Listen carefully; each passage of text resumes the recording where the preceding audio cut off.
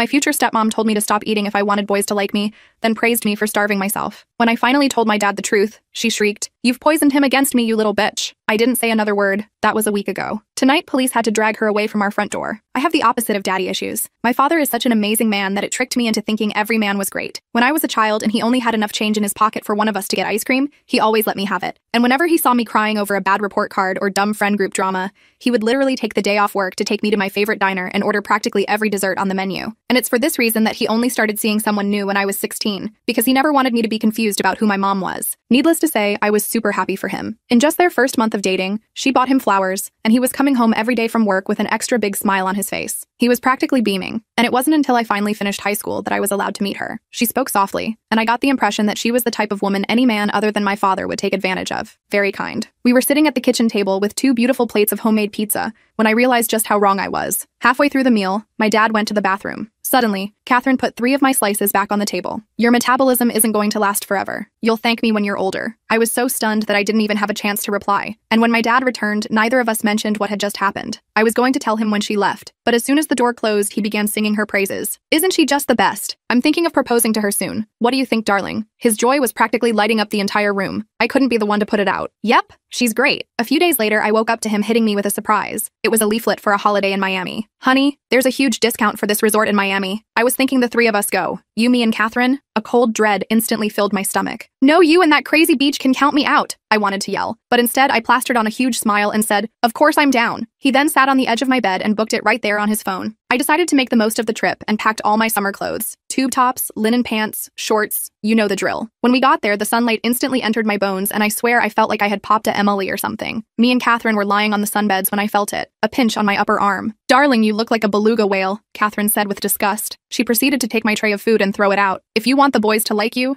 can't just be a greedy W word." My face flushed with heat, but this time it wasn't from the sun. It was embarrassment. Was I really that fat? Immediately, I felt an overwhelming urge to hide my body from the world so they wouldn't have to see how ugly I was. And I guess she noticed because she handed me a towel and told me to cover up. I guess 18-year-old girls really are impressionable, because I spent the rest of the weekend either fasting or pretending to eat in front of my dad so he wouldn't worry. Catherine would praise me for this and tell me that soon I could look like her. Even after the trip was over, I kept under-eating, and 3 weeks later, I looked in the mirror and saw my face had drained of color. Hair was falling out. I could barely stand without feeling like I was going to collapse. And as I did my daily body check, my dad walked in. "Honey, what the F did you do?" he cried out with tears in his eyes. "Have you not been eating? You look so pale, baby." At that point, I was so hungry I could barely think about anything other than food, let alone keep a secret. So I said the first thing that came to my head. Catherine told me that I should lose weight. I said it casually, unaware of what would come next. "What?" My dad's voice shifted. It had turned into something scarier, an anger I had never heard before. He didn't say anything else, just carried me to the kitchen and cooked me my favorite meal, homemade chicken Alfredo. As I ate, I realized how dumb I'd been,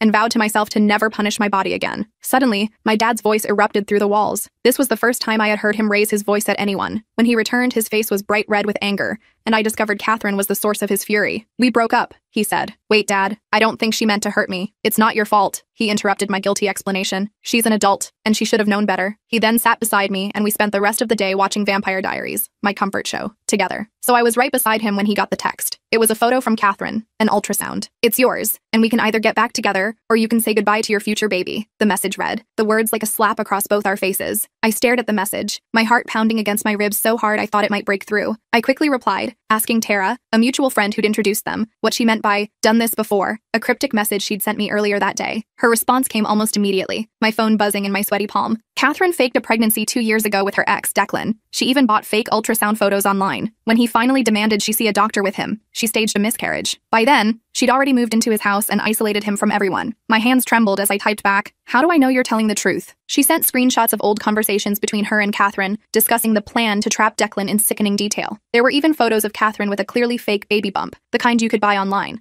the silicone edge visible if you looked closely enough. "She's dangerous," Tara wrote, the words sending a chill down my spine. "She isolates people and uses them." When I confronted her about what she did to Declan, she spread rumors that destroyed my reputation. I had to move to a different city. I thanked her and promised to be careful, relief and dread battling within me. This was the proof I needed, but I had to approach Dad carefully. He was already so deep under Catherine's spell that he might not believe me. might think I was just trying to sabotage his chance at happiness. That evening, Dad dropped another bombshell, his voice carefully neutral as he stirred a pot of pasta that neither of us really wanted. "I've been thinking," he said, not quite meeting my eyes, focusing instead on the swirling water. "Catherine and I are getting a place together. For the baby." My stomach dropped, a physical sensation like being in an elevator that suddenly plummets. "What? When?" "We found an apartment closer to her doctor. I'm moving in next weekend." He finally looked at me, guilt written across his features. "You can stay here, of course. I'll still pay the bills and everything." "Dad, you can't do this. You barely know her," I pleaded, my voice rising with desperation. His face hardened, the softness I was used to replaced by something stubborn and unfamiliar. "I know her well enough. She's carrying my child. But what if she's not?" I pulled out my phone, my fingers fumbling with the screen. "I need to show you something." Just then, the doorbell rang, the sound slicing through our conversation. Dad went to answer it, his shoulders set in a way that told me the discussion wasn't over. There stood Catherine, holding a casserole dish and wearing a loose-fitting dress that highlighted a small bump at her midsection, artfully positioned to look like a growing pregnancy. "Surprise!" she chirped, her voice honey-sweet again. "I made your favorite, Larry. Chicken pot pie." Dad's face lit up as he ushered her in, the tension in his body melting away at the sight of her. I felt sick watching him fawn over her, taking the dish and pulling out her chair at our table, our family table where Mom used to sit. "I thought we could have a nice family dinner," Catherine said, her eyes flicking to me with barely concealed disdain, a snake sizing up its prey. Throughout dinner, Catherine dominated the conversation, talking about nursery colors and baby names, her hands constantly cradling her supposed bump. Dad hung on her every word while I pushed food around my plate, the pot pie tasting like ashes in my mouth. When I tried to bring up anything else, college plans, a movie I wanted to see, Catherine would smoothly redirect the conversation back to the baby, her voice rising slightly to drown mine out. After dinner, I went to grab my phone to show Dad the messages from Tara, my heart racing with the thought that this might be my chance to break her spell. But it wasn't where I'd left it on the coffee table. I searched everywhere, panic rising with each empty spot, before finally finding it on the kitchen counter, completely reset to factory settings, the evidence gone. "Oh, I found your phone in the bathroom," Catherine said innocently when I confronted her, her eyes wide with practiced concern. "It fell in the sink and got wet, so I tried to dry it out. I guess it must have reset itself." Dad frowned at me, his brow furrowed with disappointment. "Catherine was just trying to help. You should be more careful with your things." I stared at him in disbelief, a stranger wearing my father's face. The man who once took a day off work because I was sad about a bad grade was now scolding me for something I didn't do, choosing to believe this woman he barely knew over his own daughter. That night, I messaged Tara again from my laptop, explaining what had happened, the words pouring out between silent tears. She wasn't surprised. "Classic Catherine move," she wrote back immediately. She did the same thing to Declan's sister when she tried to warn him. The next few weeks were a nightmare straight from the depths of hell. Dad spent most of his time with Catherine, coming home only to grab clothes or check on me, his presence in our house becoming as rare as his genuine smiles. When he was home, he was distracted and irritable, checking his phone constantly for messages from her. Catherine had convinced him I was acting out because I was jealous of the baby, turning my legitimate concerns into childish tantrums in his eyes. The final betrayal came when I overheard Dad on the phone with Aunt Lisa, his voice low as he paced in the backyard. "I know it's a lot to ask, but could she stay with you until things settle down with the baby?" A pause as Aunt Lisa presumably responded. "It's just temporary until Catherine and I get into a routine with the newborn." He was actually going through with it, shipping me off so Catherine could have him all to herself, erasing me from the picture like I was an inconvenience rather than his daughter. I decided I needed more evidence, something so compelling that even Dad in his besotted state couldn't ignore it. If Dad wouldn't believe me, maybe he'd believe his best friend Brian, who'd known him since college and had been like an uncle to me my whole life. I reached out to Brian and explained everything, including Tara's messages and what had happened to my phone. He was skeptical, but agreed to look into Catherine's past, his protective instincts kicking in despite his doubts. 2 weeks later, Brian called with news, his voice grim on the other end of the line. "You were right," he said without preamble. "I have a buddy who works in records at Memorial Hospital. Catherine has never been registered as a pregnant patient there, despite telling your dad she has regular appointments." "That's not all," he continued, as I sank onto my bed, relief washing over me. "My wife's cousin works at the baby store in the mall. She remembers Catherine coming in months ago, before she even met your dad, talking about being pregnant. She was buying those fake silicone bumps that actresses use in movies." Relief flooded through me like a substance, making me lightheaded. Finally, someone believed me. Brian agreed to talk to Dad, but warned me it might not go well. "Your dad's always been stubborn when his mind is made up, and he really wants this baby to be real." The next day, I came home from my part-time job to find Dad sitting at the kitchen table, looking shell-shocked, his face ashen and his eyes vacant. Brian sat across from him, a folder of printouts between them, evidence laid out like a prosecutor's case. "Tell her what you told me," Brian urged gently. Dad looked up at me, his eyes red-rimmed and hollow. "Catherine's been lying," he said hoarsely, the words seeming to physically pain him. "The baby. It can't be mine. The timing doesn't work." I wanted to scream, "I told you so," the vindication burning in my throat, but the broken look on his face stopped me. Instead, I sat beside him and took his hand, feeling how cold his fingers were despite the warm kitchen. "I'm so sorry, Dad." He squeezed my hand, his grip desperate. "I should be the one apologizing. I didn't listen to you. I let her come between us." Brian cleared his throat, his normally jovial face serious. "There's more. Catherine has a history of this behavior. She's done this to at least 2 other men that I could find. One even took her to court over it." Dad's phone buzzed with a text, the sound making him flinch. Catherine, where are you? We're supposed to look at cribs today. I found the perfect one for little baby James. Dad turned off his phone with a decisive click and pushed it away like it was contaminated. I need to end this. In person. No, I said firmly, surprising myself with the authority in my voice. That's what she wants. To manipulate you face to face. You need to get a lawyer and handle this properly. Brian nodded, his expression grim. My sister's a family lawyer. She can help you draft a statement demanding a paternity test and cutting off contact until it's done. Dad agreed, but I could see the conflict in his eyes, the way his gaze kept drifting to his silent phone. Despite everything, part of him still believed, or wanted to believe, that Catherine was carrying his child, that the family he'd been dreaming of wasn't just another one of her elaborate lies. The next morning, I woke to the sound of voices downstairs, the cadence of argument rising through the floorboards. Dad was supposed to be at work, so I crept to the stairwell to listen, my heart racing. My blood ran cold when I heard Catherine's voice, high and plaintive. You're being ridiculous, Larry. Of course it's your baby. Who else's would it be? Her voice had that practiced quiver that I'd come to recognize as fake. The dates don't add up, Catherine. You were posting about being pregnant before we even met. I've seen the screenshots. Dad's voice was steady but strained, like he was holding himself together through sheer will. What are you talking about? Who's been filling your head with these lies? It's your daughter, isn't it? She's always been jealous of us. She can't stand to see you happy with someone else. I held my breath, my nails digging into my palms, praying Dad wouldn't fall for it again. I want a paternity test, he said firmly, the words clear and uncompromising. Catherine's voice turned cold, the sweet facade dropping away like a mask. So you don't trust me? After everything we've been through? It's not about trust. It's about facts. Facts? She spat, venom replacing the honey. Here's a fact. If you push this, I'll make sure you never see this baby. I'll tell everyone you abandoned us. Your boss, your friends, everyone will know what kind of man you really are. I'd heard enough, rage propelling me down the stairs. I marched into the living room, phone in hand, recording app running, capturing every word. Get out of our house, I said, my voice steadier than I felt, adrenaline making my limbs tingle. Catherine's eyes narrowed, her gaze sliding over me with contempt. This is between your father and me. Adult business that doesn't concern you. She emphasized adult as if I were a child, not an 18-year-old woman. It became my business when you told me I looked like a beluga whale and made me stop eating. I shot back, the words bursting out of me. Dad stepped between us, his body a shield. Catherine, I think you should leave. Fine, she snapped, grabbing her designer purse from the couch. But this isn't over. You'll regret this, both of you. The threat hung in the air as she stalked out, the door slamming behind her hard enough to rattle the family photos on the wall. After she left, Dad collapsed onto the couch, head in his hands, his body suddenly looking older, worn. I've been such a fool, he whispered, the words muffled by his palms. It's not your fault, I said, sitting beside him, the couch cushion dipping under our combined weight. She's manipulative. She knew exactly what to say to get to you. He looked up at me, his eyes filled with remorse that broke my heart. But I should have trusted you. I'm your father. I'm supposed to protect you, not. He trailed off, unable to finish the thought, the weight of his perceived failure too heavy to voice. We'll get through this, I promised, meaning every word, together. For a few days, things were quiet, too quiet, like the stillness before a hurricane hits. Dad formally requested a paternity test through his lawyer,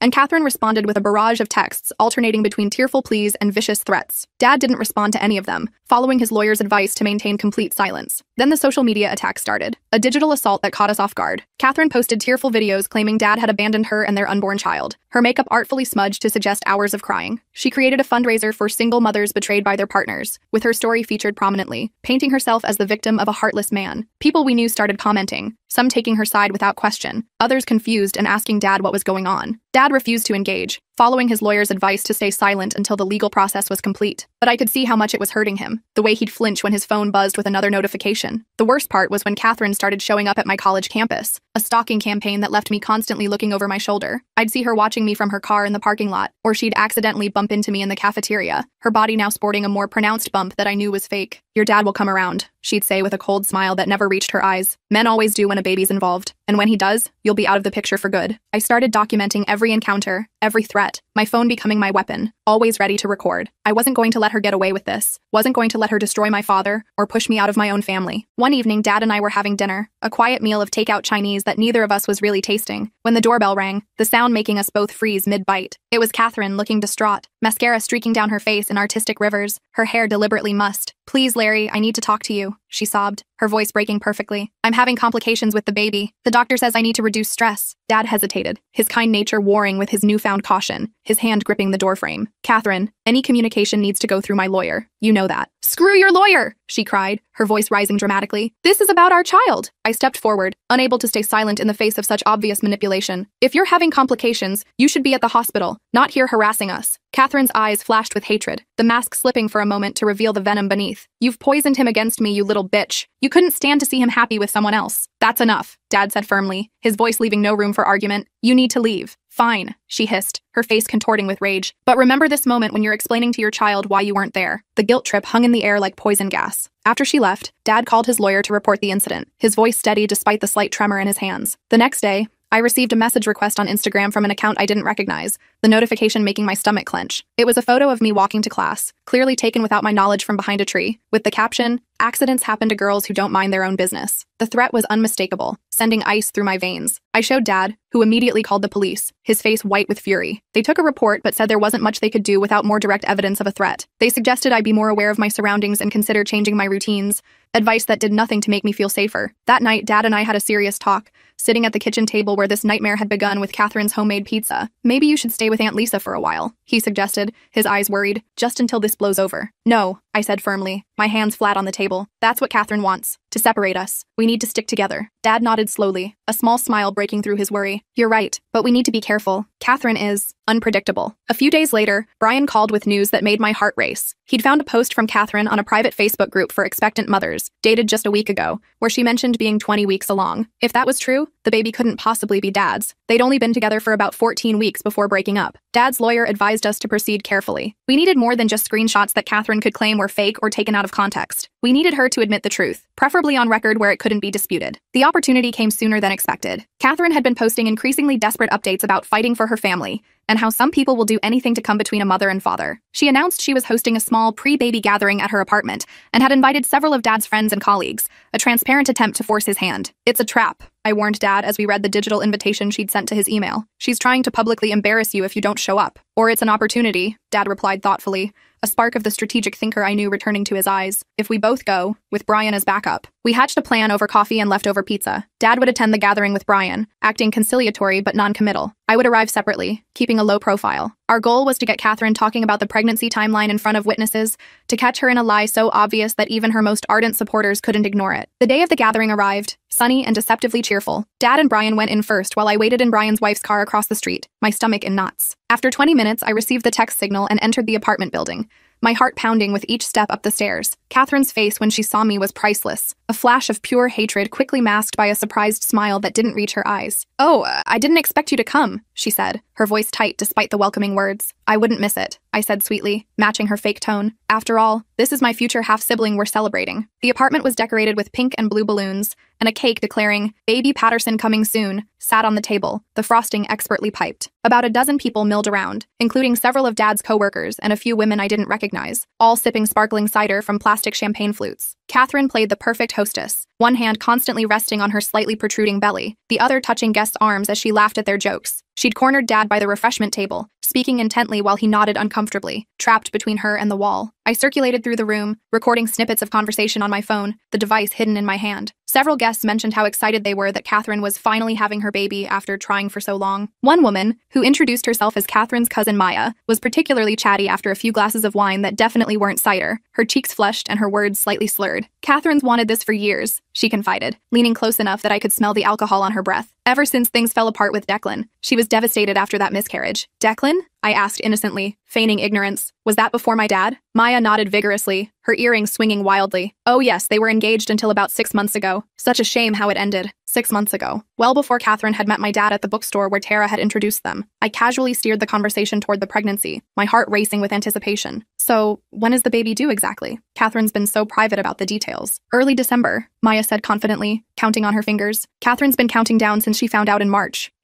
When Catherine and Dad hadn't even met yet, hadn't even been in the same room together. I thanked Maya and moved away, heart pounding with vindication. This was it, the confirmation we needed, from Catherine's own family member. I texted Dad, "December due date, found out in March, get her to confirm." Across the room, I saw Dad check his phone, then nod slightly, his eyes meeting mine briefly before returning to Catherine, who was now showing ultrasound photos to an older couple. As the gathering wound down, Catherine clinked a glass for attention, the sound cutting through the chatter. "Thank you all for coming to celebrate our little miracle," she gushed, pulling Dad close to her side, her arm snaking around his waist possessively. "As many of you know, this pregnancy has been a blessing after so much heartbreak." Dad smiled stiffly, his his discomfort visible only to those who knew him well. Catherine, remind me again, when exactly did we find out about the baby? He asked, his voice casual but clear enough to carry through the now quiet room. A flicker of uncertainty crossed her face, there and gone in an instant. You know, honey, in May. May, Dad repeated, nodding thoughtfully. And the baby's due in December? That's right, she said, her smile faltering slightly as she sensed the trap closing. That's interesting, Dad said conversationally, because that would make you about 20 weeks along now, right? Catherine nodded, clearly unsure where this was going, but unable to deny basic math in front of a room full of people. The thing is, Dad continued, his voice still pleasant but firm, we only dated for 14 weeks before breaking up, so I'm curious how this baby could possibly be mine. The room went silent, the only sound the hum of the refrigerator in the kitchen. Catherine's face flushed red, starting at her neck and creeping upward. You're confused about the dates, she said quickly, her voice higher than usual. We started seeing each other earlier than you remember. No, we didn't, Dad said, certainty in every syllable. And according to your cousin Maya, you found out you were pregnant in March, before we even met. All eyes turned to Maya, who looked mortified, her wineglass frozen halfway to her lips. I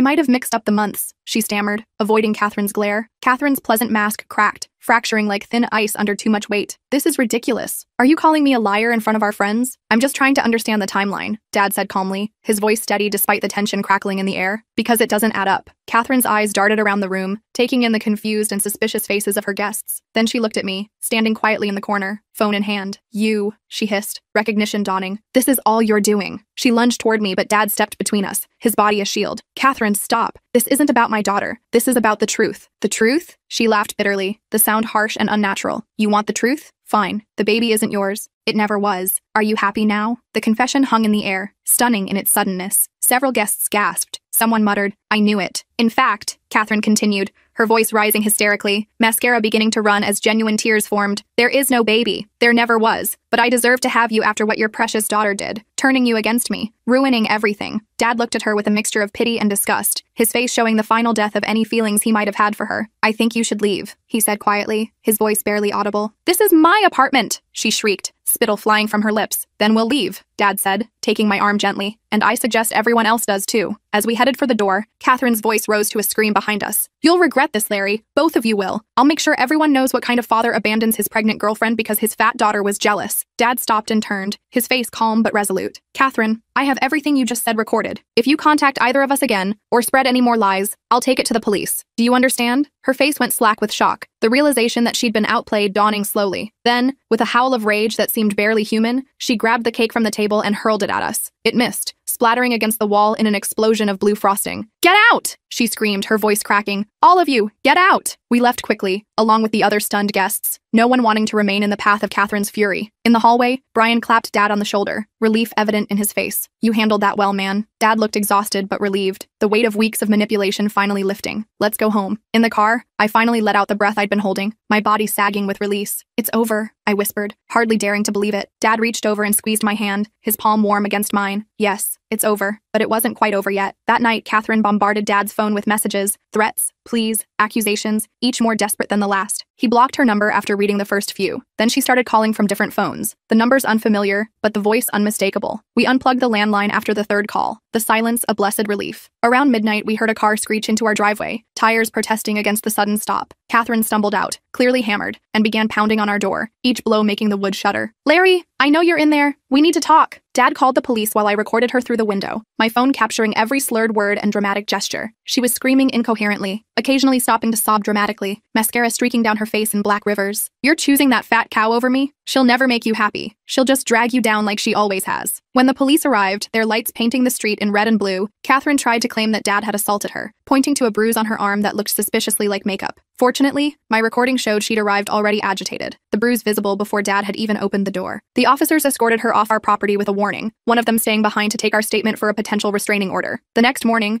Dad's phone was flooded with messages from friends and colleagues asking what was going on. Catherine had posted a lengthy rant on social media, accusing Dad of terrible things, from abandonment to abuse, but her credibility was shot. Too many people had witnessed her meltdown at the baby shower, had heard her admit there was no baby. Dad's lawyer filed for a restraining order, which was granted based on Catherine's harassment and the threatening message she'd sent me. We later heard through Brian that she'd left town, unable to face the humiliation of being exposed, moving back to her hometown several states away. Slowly, our life returned to normal, the nightmare receding like a tide going out. Dad and I rebuilt our relationship, spending evenings cooking together and watching our favorite shows, the familiar routines healing what Catherine had tried to break. He apologized repeatedly for not believing me, for letting Catherine come between us, his regret evident in every extra scoop of ice cream he brought home, every time he asked about my day, and really listened to the answer. I was so blinded by the idea of having another child, he admitted one night as we sat on the couch watching Vampire Diaries, the familiar drama of Elena and the Salvatore brothers playing out on screen. I think I was trying to recreate our family, to give you a sibling, to make everything perfect again. Dad, you don't need to make anything perfect, I told him, the truth of it settling in my bones. We were already perfect, just you and me. He smiled, tears in his eyes catching the light from the TV. When did you get so wise? I had a good teacher, I said, leaning my head on his shoulder, breathing in the familiar scent of his aftershave. 2 weeks later, on a rainy Saturday morning, Dad surprised me with a stack of pancakes drizzled with real maple syrup and a small wrapped box. What's this for? I asked, fingering the silver ribbon. To make up for missing your birthday celebration, he said, referring to the dinner we'd planned that Catherine had somehow managed to ruin with a conveniently timed emergency. Open it. Inside was a delicate silver necklace with 2 interlocking circles, the metal catching the light from the kitchen window. One for each of us, Dad explained, his voice soft with emotion. To remind you that no matter what happens, it's you and me against the world. I hugged him tight, feeling safer than I had in months, the necklace cool between our pressed bodies. Catherine had nearly destroyed us, had almost succeeded in tearing apart what had always been unbreakable. But in the end, she'd only made our bond stronger, tempered like steel in fire. That afternoon, as we sat in the kitchen making a shopping list for the week, Dad looked up suddenly, his pen pausing mid-word. You know, I've been thinking about what you said, about how you have the opposite of daddy issues. I laughed, remembering my words from what felt like a lifetime ago. Yeah? I hope that's still true, he said seriously, his eyes searching mine. After everything that happened with Catherine, I wouldn't blame you if your view of me had changed. I shook my head firmly, no hesitation in my response. Dad, you made a mistake, but when it counted, you chose me. You believed me. That's what matters. He smiled, relief washing over his face like sunshine after rain. So, chicken Alfredo for dinner? Definitely, I grinned, the memory of that healing meal warm between us. And maybe ice cream for dessert? 2 scoops, he promised, his eyes crinkling at the corners, 1 for each of us.